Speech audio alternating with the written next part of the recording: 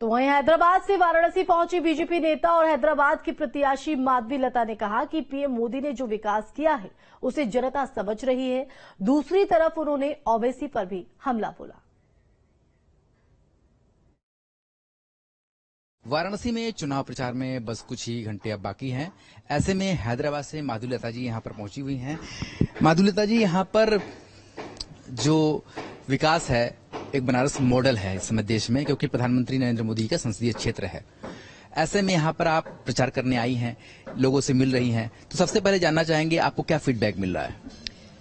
भैया, सबसे पहले फीडबैक तो ये है कि यहाँ पे सिर्फ वाराणसी के लोग नहीं बल्कि पूरे भारत देश से आते हैं यहाँ पर, क्योंकि यहाँ पर जो काशीनाथ है ये यहाँ पर एक ज्योतिर्लिंग जो है हमारे लिए बहुत ही बड़ी मान्यता रखता है धर्म के हिसाब से भी। तो सभी में इतना जोश है, क्योंकि खास कर अगर आप जाने की कोशिश करेंगे तो कई सारे तेलुगु लोग यहाँ पर आकर यहाँ पे बस जाते हैं, जो वो भी यहाँ पर अपना वोटर आईडी कार्ड बना के रखे हुए हैं मोदी जी को वोट डालने के लिए। और आज उससे भी बड़ी बात तो ये है, तो हमारा अमित भाई भी आ रहे हैं यहाँ पर, जिनको हम अपने चाणक्य समझते हैं, जो एक रणनीति बना दिए तो समझ लीजिए द्रोणाचार्य जी है स्वयं, बंदा अंदर आकर फंस जाए। ये प्रत्यर्थी लोगों के लिए ऐसे हैं हमारे अमित भाई। तो जैसे कि हमारे प्रधानमंत्री जी जितने शांत से हैं, एक अपर योगी के तरह से वो हमारे प्रधानमंत्री है।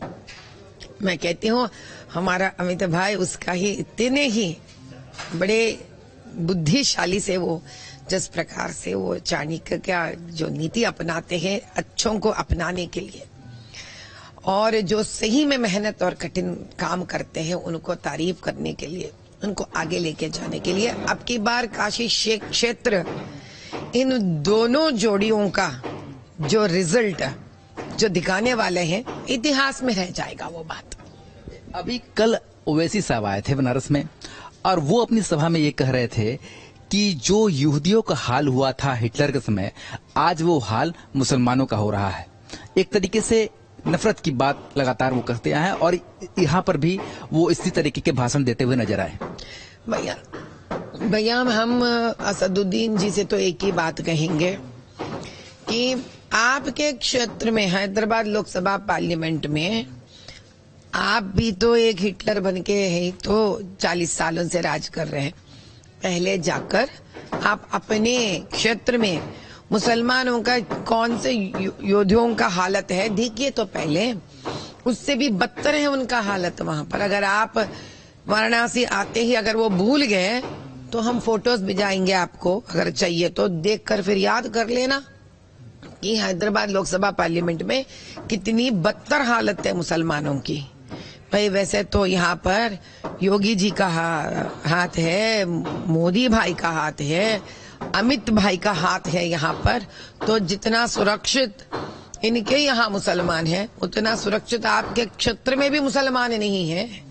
वहाँ पे पसमंदे तो और पसमंदे हो गए। अगर कोई आप लाइन लिखेंगे तो नेगेटिव नेगेटिव नेगेटिव पे चले जा रहे मुसलमान, वहाँ पर पसमंदे और गरीब हो जा रहे सारे। वहाँ पर जो दूसरे मुसलमान जिस प्रकार से हम बोरा कम्युनिटी के बोलते हैं, अहमदिया के बोलते हैं, शिया के बोलते हैं, इन अरब बोलते हैं, ये सारे लोगों को तो जीवन तो किसी को बोलने लायक तक नहीं है। उनको इतना अन्याय हो रहा है उनके प्रति। पहले जाकर वहाँ उनका आंसू पहुंचने की कोशिश कीजिए। आप 40 साल से हिटलर रह चुके हैं तो काशी तक आने के प्रयास मत कीजिए। जरूरत पड़ने पर अमित भाई भी आज उतरने वाले हैं, देंगे जवाब आपको, कड़क जवाब दे देंगे आपको। तो माधवी लता जी से हमने लगातार बात की, उन्होंने साफ तौर पर कहा कि इस बार भी प्रधानमंत्री नरेंद्र मोदी की ही जीत होगी और साथ ही जो लोग देश को गुमराह करने की कोशिश कर रहे हैं चुनाव में उनको जवाब जरूर मिल जाएगा। वीडियो जर्नलिस्ट शिवम मिश्रा के साथ सुशांत मुखर्जी, न्यूज।